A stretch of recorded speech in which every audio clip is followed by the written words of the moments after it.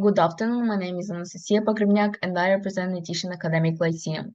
From the age of ancient civilization up to present time, language has been and will continue to be a source of power and control.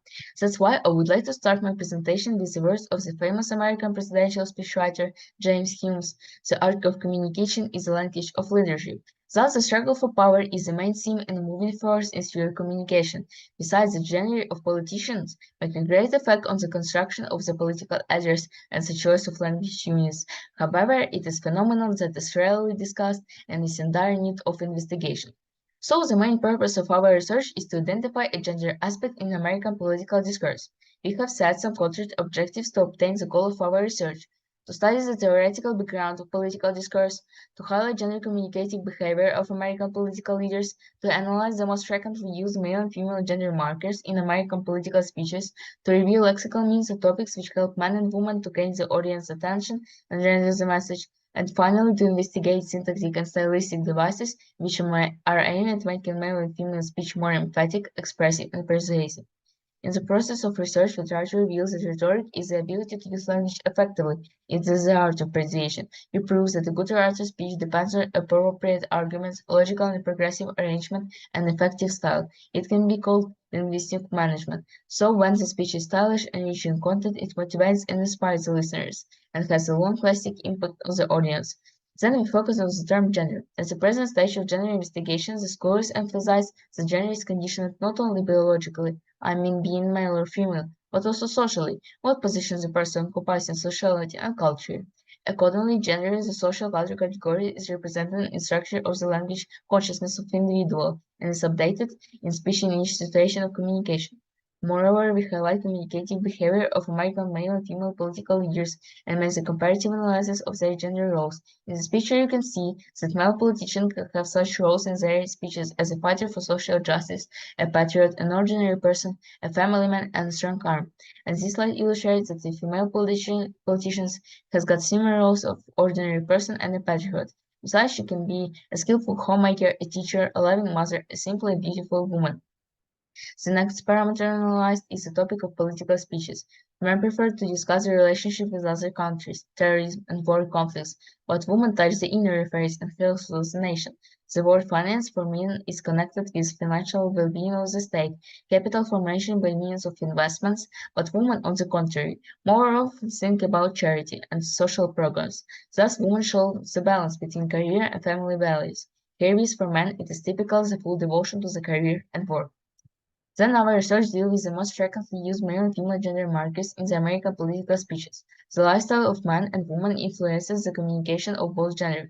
The man lifestyle is more effective and instrumental, while the female one is emotional, which is connected with a particular function of woman as mother and man as a breadwinners. In vocabulary, the features of woman's language are mainly seen in using intercifiers: so, much, quiet, hyperformal lexical structures, extravagant adjectives, and polite expressions. The following example on the slide proves it. It can be connected with the social role of a woman. Traditionally, she spends a lot of time with a child, so aspires to bring up a polite and kind child. That is why mother reads books, try to speak a correct language. During a girl's upbringing, parents usually speak according to literary language norms. At the same time, a boy parent's speech is simple. Therefore, the male features are simple but comprehensive words and phrases. Their speech is direct, sometimes rude, and deprived of linguistic surpluses. In terms quote demonstrated. Moreover, men like to impress us with numbers and statistics, while women prefer heads like kind of, sort of, I guess, I suppose. This words show that the speaker is uncertain what she is saying or can't word the accuracy of the statement. The usage of pronouns also deserves our attention. Men prefer personal pronouns, I, to highlight their achievements, and they, to indicate the opponents. Women show a greater tendency to use pronouns you and we, and it aims to foreground the desired effect of unity of speaker with the audience.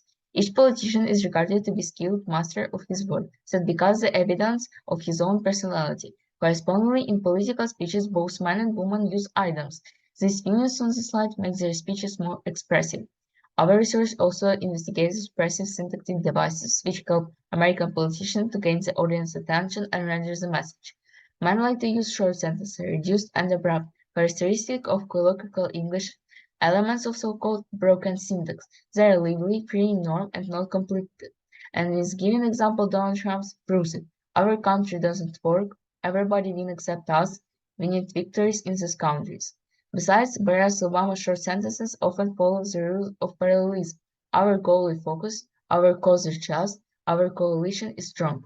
Female syntactic devices are much more sophisticated.